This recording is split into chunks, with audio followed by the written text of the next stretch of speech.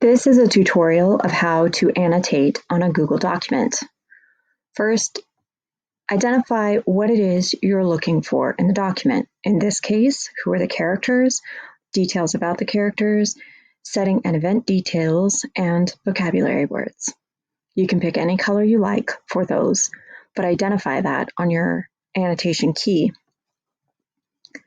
When you're annotating, click near something and drag the clicker across. Then you'll go up to the highlight pen and identify which color matches what that is.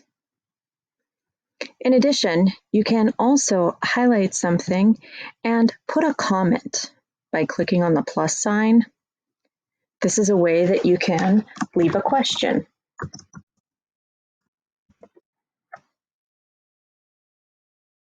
It's also a way that you could put a definition for a new vocabulary word.